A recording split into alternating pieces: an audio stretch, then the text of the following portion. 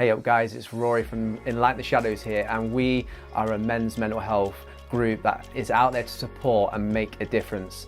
Our heart in Enlighten The Shadows is to create media, mindfulness and mentoring in a way we can really impact men's lives so that we can see them transform and utterly be supported and poured out love upon their lives.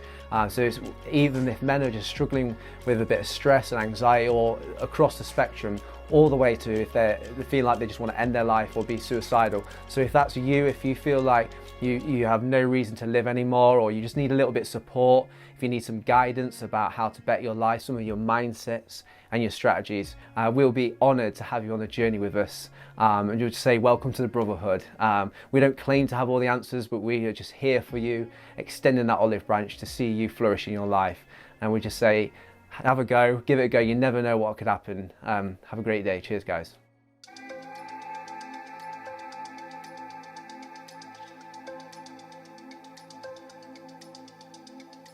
Welcome everyone to Enlighten The Shadows. Happy New Year.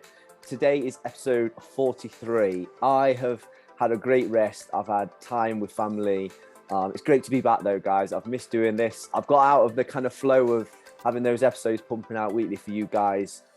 So if you've been waiting off you, apologies, but I can't be telling you guys to look after your mental health and invest in yourself if I'm not doing it myself. So yeah, it's got exciting things coming up for 2022 for all of us, I'm sure. And I really, really hope that we have a great year on the journey together. I've had a great day today. I've played football, as you can see. I've got my football top on.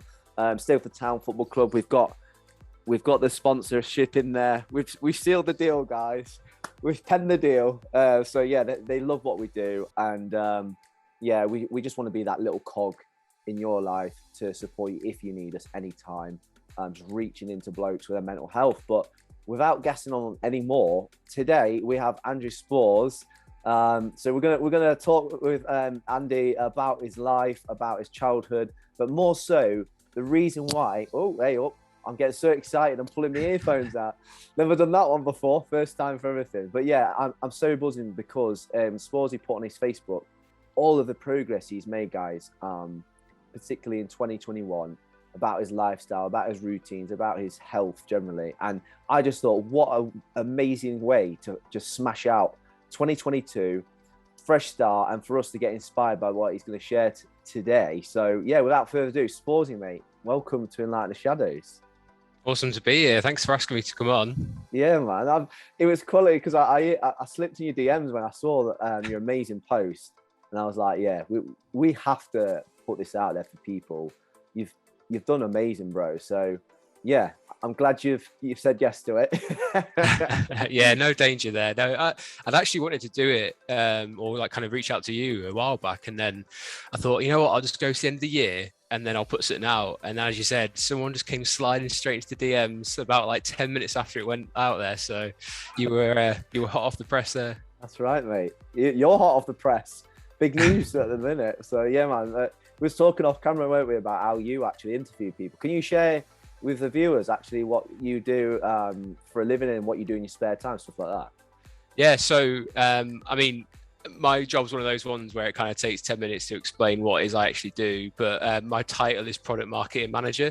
So I work for a technology company, so I kind of make sure everyone knows how to use the product, and kind of boil that down into, and that could be different blog pieces, it could be things like kind of creating like a company Wikipedia for people to go on and use that. But part of the post I was put out is I'm moving jobs, ever so slightly tweaking that into a product marketing specialist. So exciting for the new year to come around, because I start, I think it's like the 17th. So yeah, that's my day job, as it were. But I'm lucky enough in my part-time I graduated university in Northumbria, Newcastle, quite a while back now. I don't want to say how long, but one of those, I actually graduated with the first class in journalism. So a lot of what I do in my spare time is linked to that. So I get to kind of flex that creative muscle, and combine my love of rock music and wrestling. So I actually write for a rock and wrestling website at the moment. So yeah, really lucky in my spare time to be able to interview WWE wrestlers and write articles and features and things like that. So yeah, definitely weird to be on this side of the of the Yeah, yeah. questioning, but I think you're up for the task. I think you'll Oh, be all come on, right. let's have it, mate. I don't care what people think. I'm just gonna say it. Wrestling is the one. People say, why would anyone watch something that's fake? I'm like, oh, they don't get it. They don't get it. But no, mate, I've been to many wrestling events myself, and it's just quality. Like I sometimes slip it on now and then at the moment, but yeah, man. In terms of wrestlers, right? Can you just throw out there like 3 to 5 names of any like big dons that you've interviewed? Well, probably the biggest is Triple H, which is that people have heard of. I've spoke to him a couple of times. I've spoke to Roman Reigns, Finn Balor, AJ Styles, Jeff Hardy. Yeah, the list kind of goes on. There's a couple that are still on that list that I want to get to. Like, I think if I ever interviewed The Rock, John Cena, or Vince McMahon, I think that'll be it. I'll just call it a day because you can't get much better than those ones. They're like the holy grail. Shane O'Mac.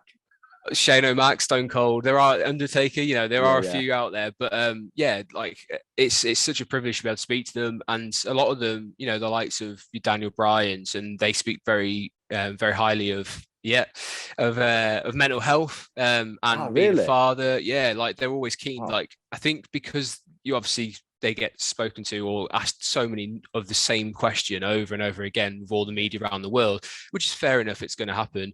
They love it when you ask them like a little bit of a curveball. So ask them about being a dad, ask them about like mental health and like what it means to them. And a lot of them are like major advocates to make sure, because as we might go into at some point, like the wrestling fan community, they're kind of, it's made up a lot of the kind of people who are outsiders and maybe don't feel like there's a place for them to fit in. So it's really important for them, to just kind of talk about their mental health and get involved, and hearing like the wrestlers speak about that is awesome. It's just like, my idol actually is taking an interest and says I can speak to someone. So why don't I speak to someone? So yeah, it's great when you kind of get those answers. Yeah, there's loads of like little communities out there that I don't think people really realize. And one I've got a heart for and I kind of want to tap into is the gaming community as well. And there's a lot of people who are struggling like behind in the shadows per se. And they're finding community, thank God, in talking online. I'm loving it. Even just on the sideline today, bro, I was at football and a couple of lads I play football like a few years now, and they were talking about COD, and I was like, I just went on COD the other day. Well, I said, what's happening with Warzone? What's happening with the map? And we started talking about it. And I was like, you guys go online? And like, yeah. I was like, no way. I was like, no, I need to get your gaming name. We need to get on it, boys. But it does. It really, like, I think for lads particularly, these like niche kind of things, they're almost these things that lads don't almost want to confess. But when they realize, they're like, oh yeah, man, I love doing that as well, and it's good for us. It really is. It helps us switch off, I think, in a lot of good ways. Oh yeah, I mean, like especially when you go back to when we were in like school, and like I think that was probably when wrestling was in its pomp and its like biggest thing was like in the late 90s. You had the Attitude Era when it was like every week you'd have like Stone Cold and The Rock and The Undertaker and Kane and all these big names, and then they went through this like period of, you like wrestling, what's wrong with you, sort of thing, and then you'd be like, yeah, and you have that awkward bit when you're growing up. You're like, I don't really want to kind of be shouting that I like things that other people don't. So I'm just going to kind of pretend either that I don't like it or like not talk about it. And then you get to a stage in your life where like, actually, I don't care. I like what I like. And like, and then I kind of find other people that are of a like-mindedness as well, and go, actually, I'm closer to them now because I've been to WrestleMania with a mate who, before that, I'd never been on a lad's holiday. We went to Florida and we went to see WrestleMania. Like, actually, I found someone who I can like properly be a mate with and have a couple of beers while watching the wrestling, and, travel around the country occasionally and go see these shows. And it's just awesome to have like kind of find your place. And as you said, like gaming, you do that, and a lot of the time you're isolated. You do that independently. So I'm all for like Twitch, where these communities kind of pop up and they can have a chat with each other and follow someone and have a bit of a laugh, and just for an hour or two or however long it is, switch off from the outside world, but actually still be plugged into other people. Like, it's really cool, especially in a day when day and age where technology is a be all end all. So it's nice there's still a way to connect. Definitely, bro. When you went to Florida, was it Miami you went to?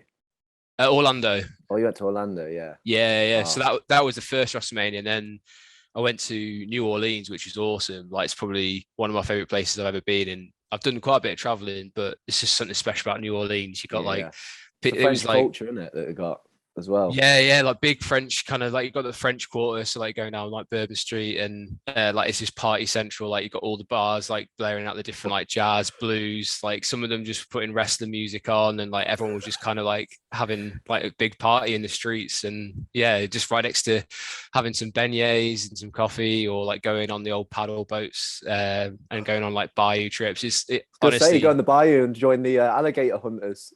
Yeah, well, we went out on some alligator trips down on the bayou. But yeah, it's just awesome. And you know, anyone Yeah, who's a wrestling fan and is lucky enough to go to WrestleMania can tell you it's just like a special atmosphere, probably like a Super Bowl or maybe even like a Champions League final or something like that. there you But go. yeah, that's just one. As I said before, all these people who normally just watch wrestling at whatever time it is for them, like here it's like 1 o'clock in the morning, or it could be Australia where it's like even like later or whatever. Yeah, yeah. But they all like congregate in one area and just go mental, basically. That is so sick. And we'll have to talk another time, like in the future, off camera, about like probably doing that. I'd love to go. Me and my missus, we go to America like nearly every year. So definitely, I'll have to have a little chat over a beer over that one for Well, sure, man. California next year, you Yeah, might come more on. than want to come with. I've not gone to West Coast yet. I've been to about I think 19 states. So Oh, nice. Well, there you go. You yeah, can check one off. that's right, brother. No, definitely. But anyway, before we lose all the viewers, Yeah, yeah, yeah. they'll be like, Wrestling. coming from some Yeah. inspiration. What, wrestling? What? No, no, it's all good. But that I think that's important because it helps the viewer understand like where you come from, what you do, and what your passions are. And I think if we're going to learn to like create an environment and a brotherhood like in line, it's good to embrace one another's loves for things in life, 100%. Because then it creates more conversation, and that's ultimately why we're in this. We're in this to help men chat more. We was just down at the pub after, well, the little bar after the football today, and it was just so good to like chat with people and have that like after Christmas where all of the niceties and like family stuff. It's like right, it's good, but back to normal, and just like coming back with the lads and having a beer and chatting, and yeah, man, some good stuff popping off. Yeah, yeah. Oh, I'm fed up of this kind of period of time where no one knows what day of the week it is, and you just like Yeah, yeah. it was a bit easier this year, just purely because it was like Christmas on a Saturday, New Year Day is on a That's Saturday. true. But yeah, that like period in between, you're just like, oh, I don't have to get up early, no alarms. I can just kind of like do my own thing. And then I'd say it hits that Saturday hit, and I was like, oh, there's nothing to look forward to for a That's little right. while now. So yeah, tough time for the next few weeks, and then obviously is it Blue Monday they call it? Yeah, That's on the yeah, horizon, isn't it? So yeah, yeah, just hopefully everyone finds their little outlet to speak to people as well would be cool, like you yeah. did. True that, mate. Thank you. Yeah, and that's why we're here tonight. We're here to talk about routines. We're here to talk about new year, new me, and all that. On a level though, we've got some cool stuff. So I'm gonna read to the viewers right now. I'm just gonna read the post that Sporsy put out, and we're just gonna unpack that, and we're gonna go through like what it was like for him when he was younger. Talk about his body image, his mental health. Talk about what he's done to implement that change. Because just quickly before I do read it, the first lockdown, bro. Wow, I created a little bit of love handles, and people were like, "Rory, come on now." And I was like, "But for me personally, I've never had that." And I was like, I had this empathy and a kind of like an understanding of what it must be like for people to shed like stones upon stones of weight, like how hard that must be. So, yeah, in advance before this is about to be read, I'm like mesmerized by it because it is a big deal. It's so inspiring. I'm like, yeah, it's going to help people like me to keep my habits up and to keep investing in myself. So yeah, unfortunately, I've done the Land's End to John O'Groats challenge. That's 874 miles in a year. So I'm looking forward to the challenge. You'll be fine, man. After your marathon escapades Yeah, last year, I'm sure you can do it. yeah, well, yeah. For me, it's all in here. It's all like it's the little voices, isn't it? And I do know what I want to talk about that with you, and then about what goes in your head because it's massive. And I think people will relate to it. But yeah, what we got? So, Sporsy, mate, you this last year you walked 10,000 steps every day for an entire year.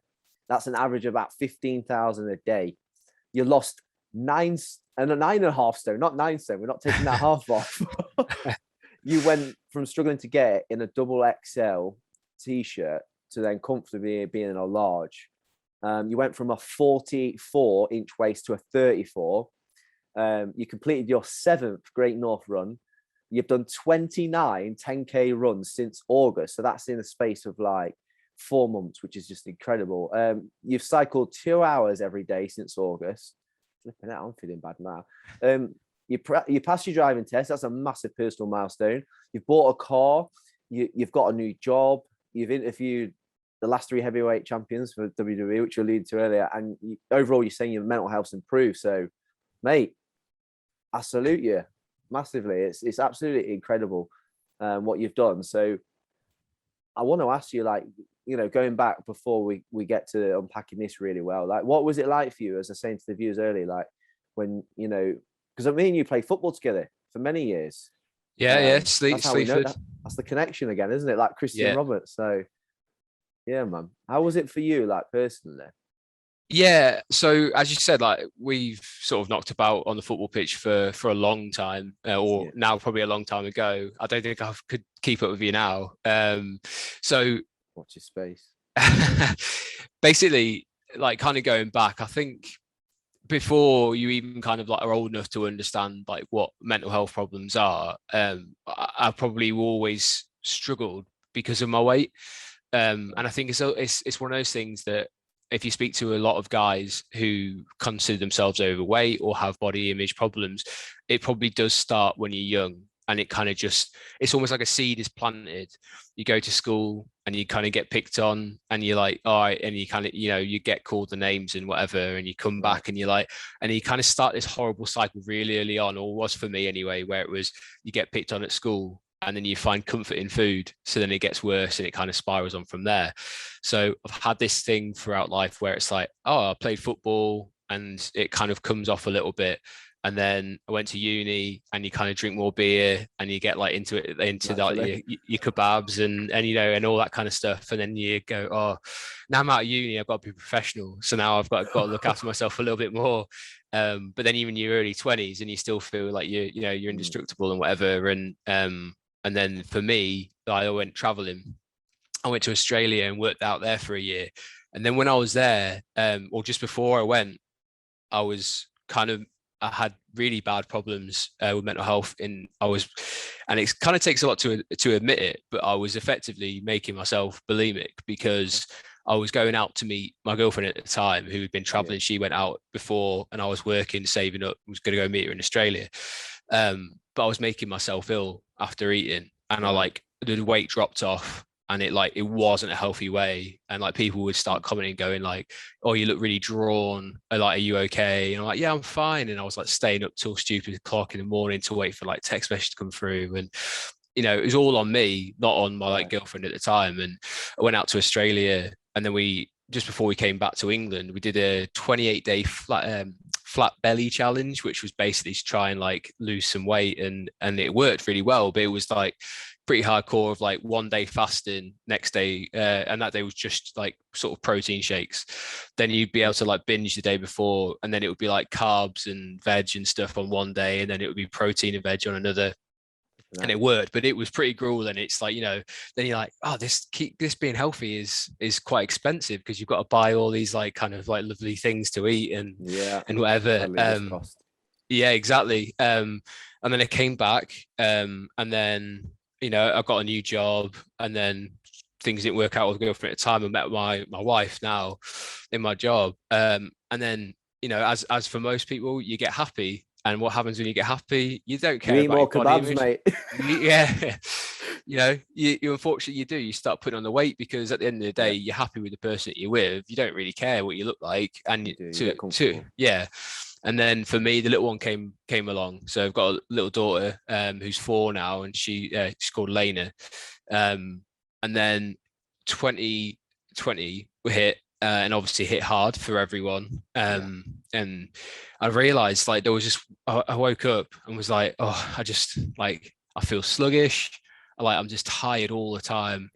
And it hit like, I think it was about September or October time. And I was like, my legs hurt, like as in I can barely walk around. And I'd been working from home and just sitting at the desk.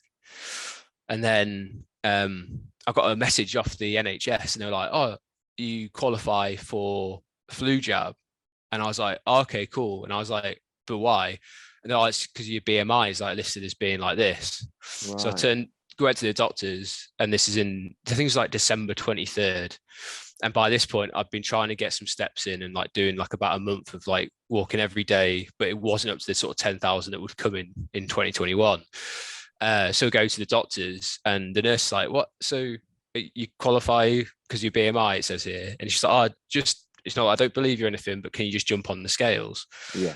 And you get that little slip of paper and it tells you your height, your BMI, and your weight. Yeah. So I look at it and like I almost cried like in the Really. doctors because I was like, oh, okay. So I look at it and it's the, you know, this is the first time I've admitted out loud, 25 stone. And I was like, oh, like, what have I done? And it was like that moment of realization of like, I'm killing myself. Like, if I continue down this road, like, it's not going to end well, and probably not very, not very long either. So I kind of went home and spoke to my wife and kind of looked at my daughter and was just like, it's not fair on you guys. Like, I need to change my life around. And there is that kind of cliche new year, new me. But I was like, hey, we're heading into like the new year and I'm working from home and we've got an exercise bike and we've got in Newcastle. I'm lucky the way we live. We live in like right next to the town mall, which is like a sort of just big expanse of like basically nothing, but like right next to the city. It's got a lovely path to go through it. I Yeah. was like, I'll go for a walk. I'll stick an audiobook on or whatever. Good So I did shout. that. Yeah, so I did that for a few months, and then that kind of led into where we're going with 2021. So yeah, that's when we started hitting off the list of accomplishments as we went Wow. along. So a lot of it was just that baby steps in a way. Like you just thought, wow, I could die here. As serious as it is, like you could die, and then you had a reason, which is your daughter and your wife, and then I like how you just took that quite seriously. Some people, they feel like if they get so far that they can't go, it's like a point of no return because Mhm. it must be so hard. But I love how you just like you're realistic with it as well. Like you thought, right, well, if I just go for longer walks, like where you're not putting yourself through too much pain and suffering to shed the Yeah, weight. that was exactly it. It started. Oh, we've got like the little more, and then you got the big more, and then I was like, let's just go for a lap of the big more, the little more first, and then it's like, oh, that's a few thousand steps. Let's do 2 laps, and then it kind of goes up that way. But it's interesting what you said because, like, again, it was one of those things that I said it out loud a couple of months back, and I upset some of my family because I said it, and I said, oh, if I didn't have Jenny, my wife, and I didn't have Lena, I probably would have happily eaten myself to a demise. Like I Yeah, was just kind of like, and I've been that way, it's not like I hate myself or anything like that, but like mentally, I'm just like, oh, if I die happy, like eating, then it's kind of so be it. But but yeah, having that reason to live, and I could see why that would upset people. Just like, it's a bit of a selfish thing to do, similar to, many people who probably take drugs or smoke or drink too much, and you kind of like, you're doing it to yourself more than anyone else, and it kind of go down that route. And we all have our vices, and unfortunately, like I think eating is probably one of those ones that doesn't have a light shown on it as much as the yeah, drinking and yeah, the drugs and the smoking. So I know there's other people out there who probably have a very similar mindset of like, what's the point? I'm just going to eat and be happy being fat yeah, or whatever, and or being overweight is probably a nicer way of saying it because fat has these connotations about it that probably do trigger a lot of people. true, yeah. So And you're thinking about like the love you have for others, but my thinking is what about the love for ourselves? For us men, like what is it for us to love ourselves? Like it's quite a hard reality and it's quite a hard kind of like statement in itself to think of even now chatting with you. Like, do I really, do I want to do this because I actually love myself? Not, we're not talking about narcissism and pride. It's actually a healthy self-love. How have you found that? And, leading up to this transformation about that kind of love for yourself, like, Yeah, I've read a lot of self-help books, and like the job I'm in at the moment, the company, they actually are really good. They have a company called Sanctus that comes in to, like once every couple of weeks. You can book a slot with them and speak through whatever problems you've got, or if you just want to Wow. have a chat with someone. And like some of that was going on in like 2019 and 2020, where I was having a chat with the lass who runs that, and then you kind of realize, oh, actually, like I've got a lot of like stuff that I need to resolve within me that's got nothing to do with anyone else. And then you start reading sort of self-help books or like self-improvement books. And one of the things that really kind of stuck out, and this is like a kind of thing that you'll notice when I go through why I did or how I managed to get through these accomplishments, is I love to take bits and pieces that work for someone, see if it works for me. Is there something within it that I can make it work for me? And one of the big things was like, if you don't love yourself, then how is anyone else expected to love you? Because at the end of the day, you spend the most Oh, time with yes. yourself. So, That's good. and I've always been, and one of the things I always laugh about is I worked in a lot of cinemas and I love going to the pictures and I love going on my own. I already have no issue going on my own. And people Yeah, are like, man. why would you go on your own to the cinema? I'm like, well, one, you don't really talk You anyway, don't, you but don't. yeah. And I'm like, I also am quite comfortable being on my own, like as much as I Mm. am in a room. I'd probably rather be on my own than be in a room with 20, 25 people. It's just not who I am. So yeah, taking that from those self-help books of like going, well, yeah, I want to spend time with myself, and can I spend time with myself? Do I love myself? Yeah. So like, so I think you're ready for other people to kind of show them how great you can be, sort of thing. Wow. Yeah, even like liking your own presence. Some people would like almost toxically like hang out with more people and constantly be on the go, constantly doing social activity, constantly being here, there, and everywhere because actually they probably don't, and some people might be watching this and it's be really hard for them. And, our hearts are with you right now. That's why we're chatting about these things to make it more normal to actually admit these things so that we can, make that transition across. But yeah, man, even just enjoying your own company, it's a really important aspect of our life. Like, yeah, we can't just avoid that. I think it's a powerful thing, and chatting with you, it's just honestly, it's so inspiring seeing when I read that list, like what you've done. So when was it in the new year? So in the January, so exactly a year ago. What was it that what did you implement it? What practical things did you do, or did you have like any targets or goals or anything like that? Yeah. So I'm trying to think kind of where it started really in the new year, because as I said, I'd started doing 10,000 steps in the December. So, Yeah, yeah, I might have even been heavier than the weight that I got on that little kind of slip of paper. And then I was like, right, well, let's start off by doing that and let's do it for the whole of January. And then let's start for the whole of February. And then my brother-in-law Dan, his brother Chris Ambler, he had a Facebook group, and my sister and her husband Dan were like, do you fancy joining? Like we did it last year, and it's like a you versus you was what it was called on Facebook. And we're like, yeah, okay, like it's not my kind of thing, but like it's worth giving it a go. And if I'm going to give it a go, then like let's throw myself in. And I got the wife to do it as well, so we had something to kind of do together. yeah, yeah. And again, that plays a massive part in all the list of things. And this isn't just like a kind of playing lip service. If I didn't have Jenny the whole way through, it like kind of egging me on, doing it with me, kind of sharing in her like victories as well. My victories don't come about either. So like having that person that you can turn to, and like I'm so lucky to have like a wife who's has been as supportive as she has, and even like my daughter is the same. As like she was there for like kind of some of the runs that I've finished off, and she's at the finish line, and Come seeing on. her face and seeing her like how proud she is. So having that straight away off of the go, and I'm very lucky and aware that there are some people who don't have that, and maybe Yeah, that's what it is that's kind of holding them back and not being able to kind of push themselves to get to those goals. So for me, it was having that group. And I had some like mates in there that I knew from back in Sleaford as well. So back in my hometown, and they were they'd see week on week going like, oh yeah, I've done 10,000 steps every day this week. I've drank 2 liters of water every day, and that's enough. amazing. That's enough to kind of get you through the first part. So that kind of carried on, and then it kind of stepped up a gear in like I think it was April or May. My wife downloaded a calorie counting app, and again, I was so like, no way is that going to work for me. Like, but like, I'll give it a go. And it is literally, you put in your meals or you scan a barcodes on your food, and then you say like, how much did you have of it? And then you kind of start to get an understanding of what you're putting into your body. And then I was like, okay, this is kind of like really simple, but it's actually like really eye-opening for me. And it changed my relationship with food, like probably forever, which I think is exactly what I needed. I've done Slimming World. I've done like this sort of like the flat belly challenge.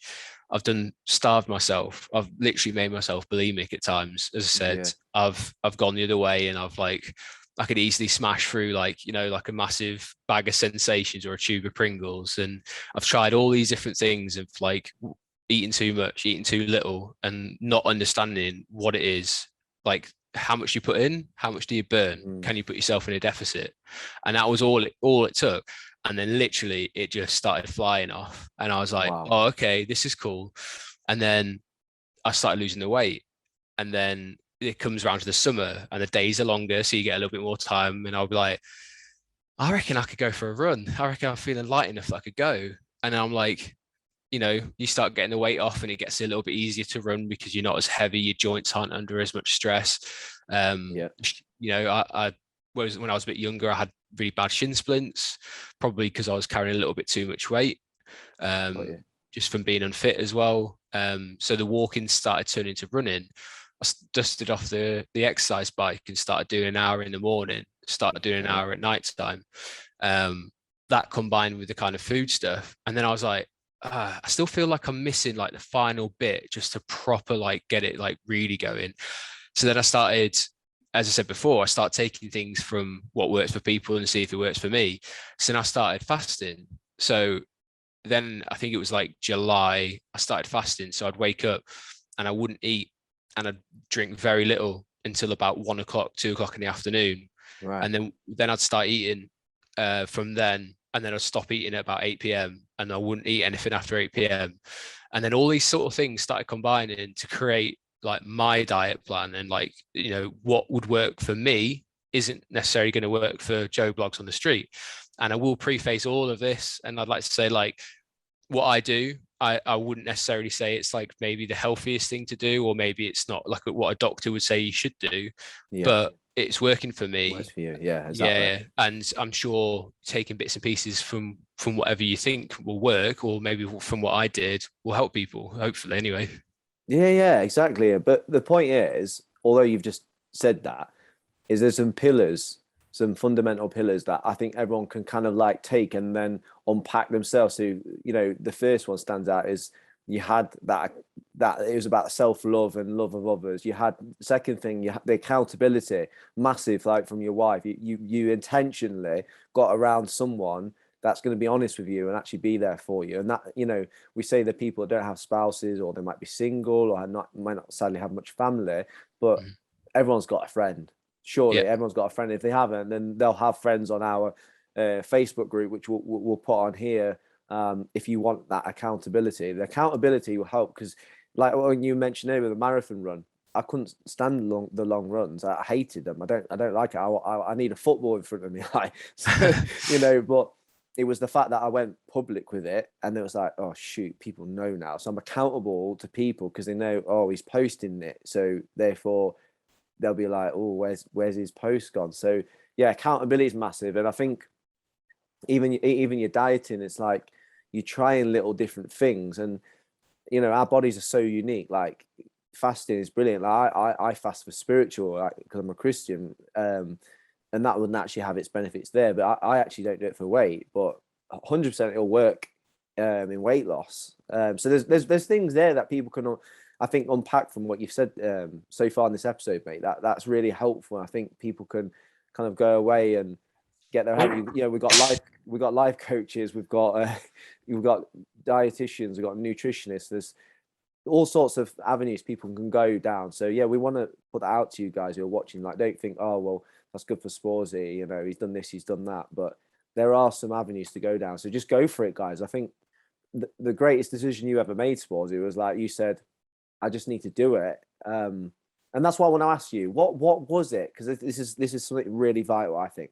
What was it that just like in your brain, you know, when those little doubts come in and go, oh, just stay in bed, or oh, can't be bothered, oh, just eat one more or have another. Yeah. What's that thing? What is that in there that says, that overrides those dark voices? I mean, for me, there was actually like a number of little things. Then you go, well, that adds up to like a sort of bigger thing. Was like someone asked me, they were like, there's always pictures of your wife and your daughter on Facebook, but you're very rarely in them. And I was like, yeah, because I don't want my photo taken. And then Wow. you're like, oh, actually, going back, and you're like, no, there really isn't many photos of me for like quite a long period of like, I was just like, I can't stand to see my photo, because I was like, Right. and then you're like, okay, so there's something in there that that you're not happy with. So that was the first kind of thing of There going you like, go. all right, then you're like, okay, then you start feeling like maybe a bit of twinge in your chest, and you go, oh, that's really not good. That could be like heart problems coming on. And that's, and then your brain starts going to like hyper overdrive, going, you're gonna have a heart attack because you're eating too much, you need to Yeah. stop. And then Yeah. you're still going on. And then you get like something as stupid as, I'm trying to tie my shoelaces, and then it's a Right. choice between tie my shoelaces or breathing, because I can't breathe properly while I'm like bent over to tie my Shoot. shoelaces. Yeah. And then you go, now you're in trouble, because like it's like, this is serious. Wow. Then you get all these little things that open up, and you go, and then just one day I was in a supermarket, and this is the worst one. And I was like, there's a guy with his son, and the guy was like a big guy, and he like stops, and I heard his son ask him, oh, is it your heart again? And I was like, Wow. I don't want my daughter to have to ask me that question. So like, it's time. And then I went home, and you give him a hug, like a little bit tighter than you would do. And then you look at it. So, and like for most people who are lucky enough to have kids, you look in their eyes and you go like, I'd do anything for you. So why am I not doing it? Why can I do something as simple as putting that bag of crisps back? Why can I do something as simple as, no, I don't want any dessert, or I don't need another beer? Like, and it's those kind of Wow. things when they eventually just go, it's time. Like, it's time. Yeah. And I'll say the hardest step, and it's even true to this day after all these different runs that I've done last year, and you might know it when you did the marathon training, the hardest step in the entire run is the one out your front door. That's It's right. just getting Yeah. yourself out that It door. is. Once you're out the door, it's easy. It's just one foot in front of the other. But getting yourself out, getting your shorts, your top, whatever your trainer's on, getting your stretch, and then you're like, right, Oh I'm no, out now. my Let's go. clothes are dirty. Can't do it. Yeah. Just procrastinating the whole way around Oh, the shoot. house. No, it's good. You've identified some really good things, I think, for Peter and Pat as well, which is, I want to encourage people to find those little triggers almost that they are, identify them. And, guys, they're not going to come straight away in one day, all of them. But, like you said, it's oh, I don't like my photo being taken. Why is that? Oh, this is going on. Why is that? And literally, I want to encourage people to literally write these things down. So then you've got out of your head everything like you're struggling with, and you can go off from there. Right, that's what they are. So therefore, those are the things that I need to change and conquer.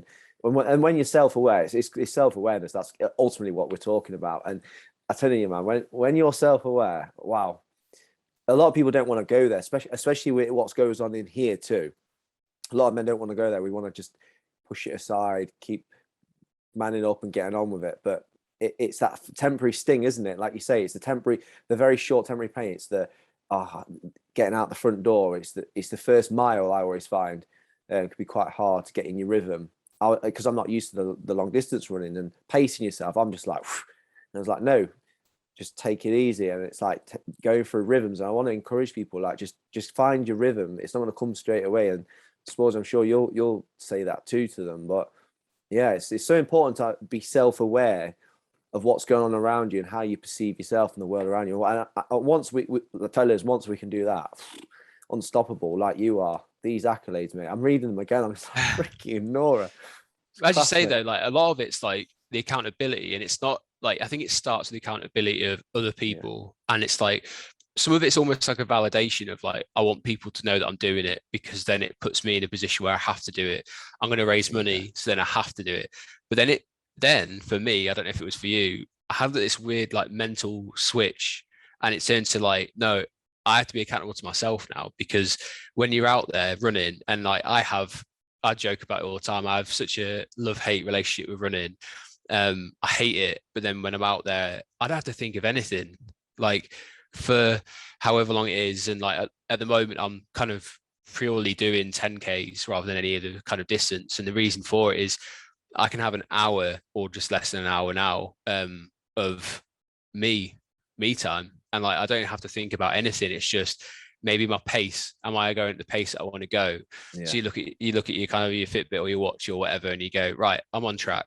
And then you like going along, like I don't have to think about work. I don't have to think even about being a dad or a husband. I literally can just think about me and keeping myself upright. And I think it's like such like a big thing for guys or like women, because mental health issues affect everyone. And but it's a massive thing for guys, because I think everyone would admit that women are superheroes. They go through so much. Then they have so much to put up with. That's mentally and physically. Yeah, and we are the problem a lot of the time. But I think there's this other kind of like thing, as fits the kind of Enlighten the Shadows, is it's not talked about enough that guys don't have enough time on their own. And I'd be a massive advocate to, as we kind of bringing it full circle, I guess, of you need to be comfortable in your own skin. And for me, having that hour of me time where I don't have to think about anything, completely switch off. Not that I'm saying I think about stuff all the time, like it's really important, but this long straight's coming up. Can I pick the pace up a little bit more? Can I test myself? Or actually, I'm feeling a little bit tired on this mile, so maybe I should just give myself like a slower mile, pick it up the next time, and giving yourself that sort of accountability. There's a lot of themes that are there, and I think for me, I didn't realize running holds the key to a lot of that, and it does kind of let you switch off and vacate for a little while. Yeah, and I'm a fiend for music, so like when I found out originally that you can't have music on in the marathon, that's what I originally got told, I was like, what? So I'd been doing training for a while with the music on, loving it, blah blah blah, and next thing you know, that I found that out, I was like, what? And I was vexed, and I was like, right, I have to. Again, it's that resilience, and it's that overload principle that you get. And I pushed myself out of my comfort zone, thinking, how am I going to go on an hour and a half, 2 hour runs with like no music on? But honestly, to this day, I haven't had music since. I'm exactly the same. I've got real headphones. I've got everything's in place. But oh gosh, when was it? It was like the latter part of the summer, mate. I stopped listening to music altogether, and now I can just go. I naturally just go without music, because it's taking it all in, as well as you're saying you're focused on your pace, your cadence, what the terrain's like, blah blah blah. But you got like you're taking the weather in, you're looking at the sky. Like, oh mate, in the summer, I'll recommend this.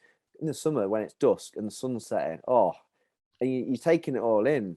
You're taking in what's going on around you, the scenery, and that's what was beautiful about the marathon is on the day, you're not people. I said people who had the music on, they missed out. Like the whole event, it was just absolutely incredible. So yeah, I want to encourage people, like you say, is not only being comfortable in your own skin, but like as you say, there's all these different aspects and components going on around you, just embracing them and being in the now. Like that's what mindfulness is, right? It's being in the now, and not, well, what am I doing in an hour, or what's happened in the past. And that can happen, but it's so powerful. It feels almost like twee to say, isn't it? It's like you actually start appreciating where you live, or where you like kind of the world that's around you. Because I had the same. I did the Great North Run in September, and I'd bought some headphones, and like I think it was like the day before or 2 days before I went out for my final run, and they were pretty bad headphones, because I just needed a pair for whatever. And I sweat a lot, and the sweat got into the headphones, and they didn't work.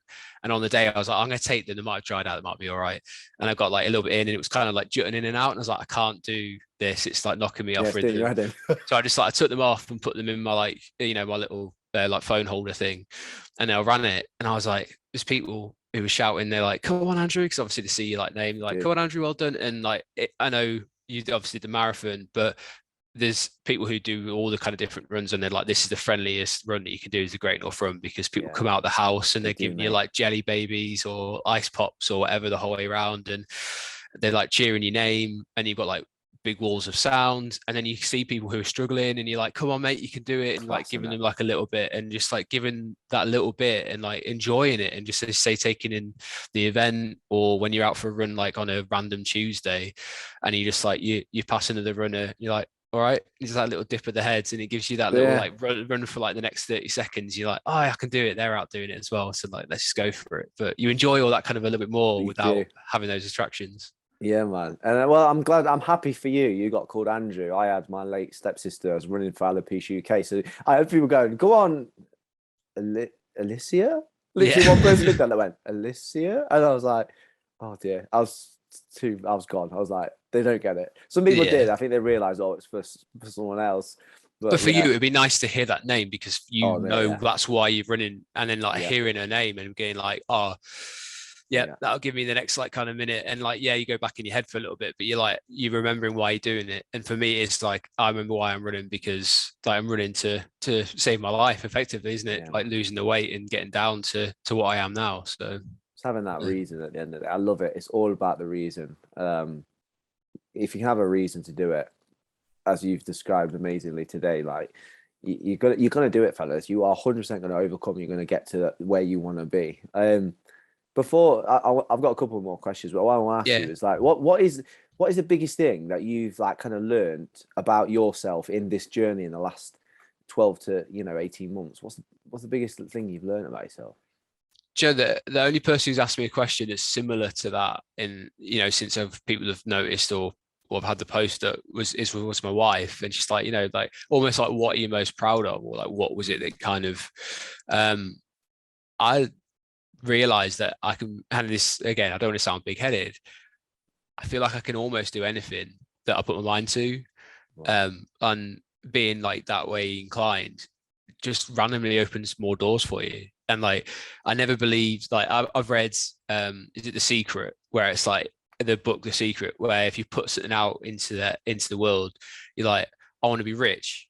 And then people who are successful have that mentality of, I want to be rich, I want to be rich. They get there, and then a lot of people end up losing their money because, and this is all in the book, and they say they lose their money because they don't have that mental attitude of that's what they're chasing.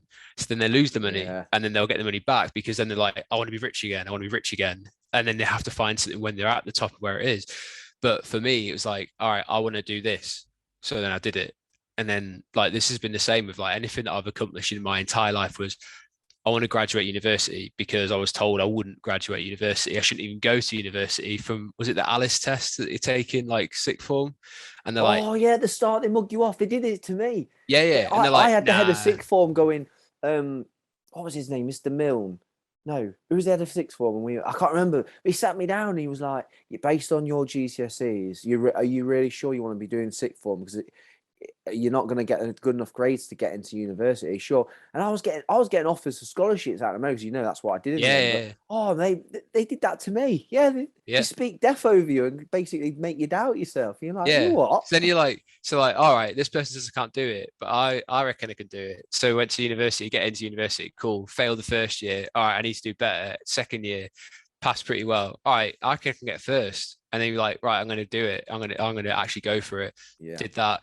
So then I was like, I'm going to go traveling. Went traveling, got back, and I was like, right, I want to actually do some like proper writing. I want to write about wrestling. And I ended up interviewing some of the biggest names you can and going to the biggest event you possibly can. I did that.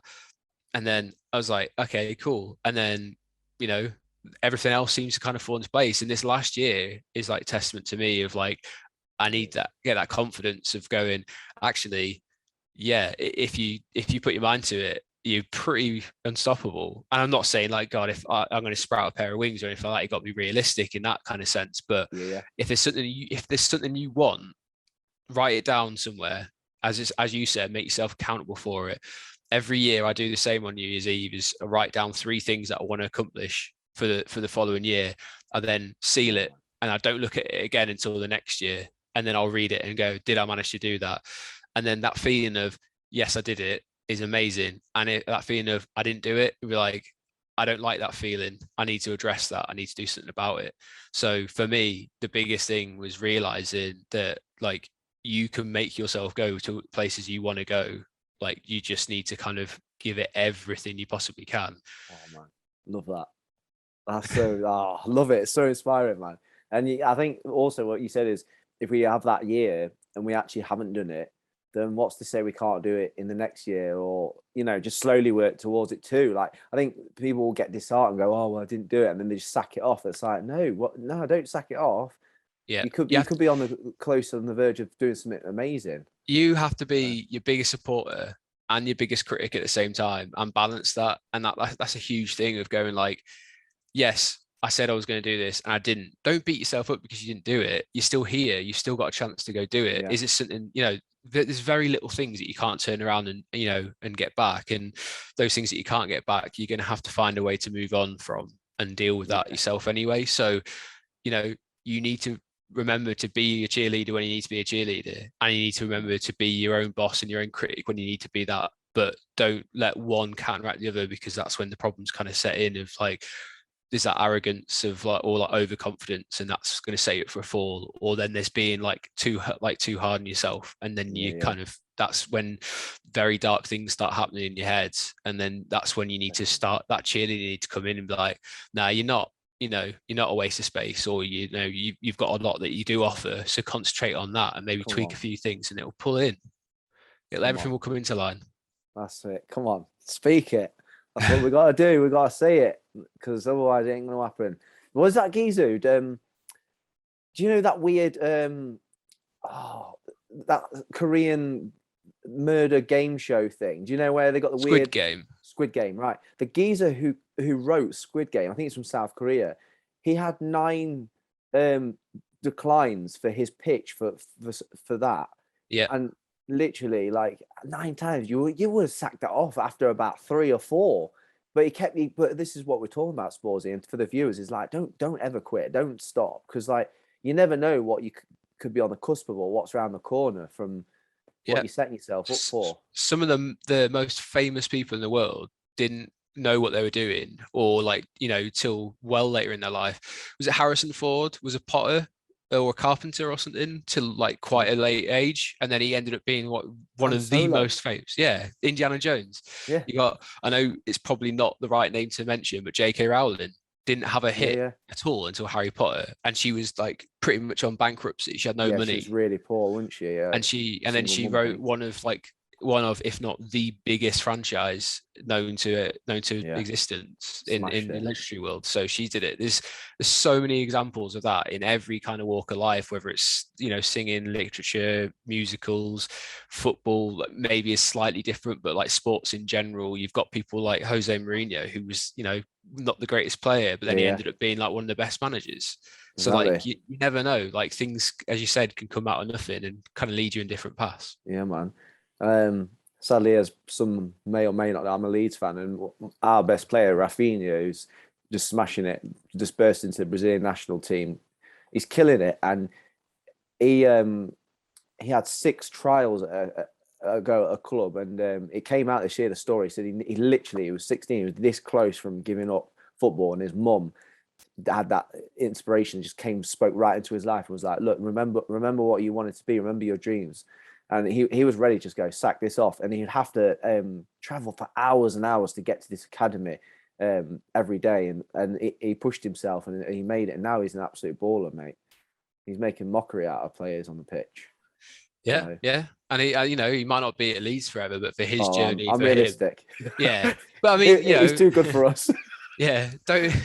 What's the saying? Is that don't be sad that it's over, just be happy that it happens. Like maybe that's what you got to do with him. But you know, like good for him. I'd say like if he's 100%. Gone from that to potentially signing for, you know, the likes of some of the biggest clubs in Europe, then good for him. Like he's done well for himself. Yeah, 100%. Before we close, bro, what kind of small piece of advice can you give for a fella watching this, or, you know, they come across this episode, they've made it this far, so congratulations to them. But like, what can you give, like a bit of small advice for them if they really feel hopeless, and, you know, the suicidal thoughts are going on in their head and that? I would say, just to kind of keep it simple, is just don't give up. And I mean that, like, don't give up on yourself. Like, you have something within you, and somebody next to you or or maybe they're not next to you physically, but they're thinking of you, and you won't even know it. And that's what you got to like anchor yourself to, like just know that there is someone and something out there to keep you going. And maybe they're not with you right now. Maybe all it takes is like you're going to walk to the shops tomorrow and you'll bump into a mate that you haven't seen for a while, and you kind of rekindle a friendship. Maybe you go out on a night out and you actually meet your future wife. Maybe maybe you pick up the phone and you speak to your mum or your dad or your brother or your sister, and they're the people who keep you going. Or maybe just suddenly you have a dream one night and then you start writing it down, and then that turns into the next like Harry Potter or whatever. Like, you don't know what's around the corner, so just know that there is something to go on for, whether you know it now or not. Wow, smashed it. Mic drop. We're done. That's it. So yeah, thank you, brother. I appreciate it. It's been class chatting. We really hope you guys who are watching this been inspired by this massive transformation. Sporsy's really been brave today, opening up, admitting some really tough things he's been through, like the bulimia, the weight, not wanting a photo. These are massive things for a bloke to admit, and massive respect to him for it. And I just hope that that will give you some courage and strength to be on this journey. We're in this together. We're at different points and checkpoints in our lives, but we're in this together, and we hope that's inspired you guys. We've got a few more exciting guests to come up in the next few weeks, and yeah, I can't announce dates because slowly, like I said, with routine, I'm slowly getting back into things. I am slowly but surely also doing a degree level in CBT therapy. So and Rich, one of the Enlighten boys, is too. We want to really deliver quality care in our private group and in the community when we're making these partnerships, guys. So I'm doing what I can to make myself a better person for other people. But yeah, look after yourselves, guys. Remember, Happy New Year. This year is full of great things. As Sporsy said, you've got greatness inside you. Check it out on Instagram and Twitter. Our handle's coming up. It's at Enlighten the SH1. Again, the private group, we are there for you. There's over 500 plus men. People at different contributions, people at different levels. It can go quiet on there, or it can be popping off all the time. So there's no pressure on you. We're just here to listen. No matter what you want to say, it's not a stupid thing. So yeah, I love you guys. Have a great rest of the week, and we'll speak to you soon. All right. Cheers, guys. Thanks, Sporsy, mate. No worries.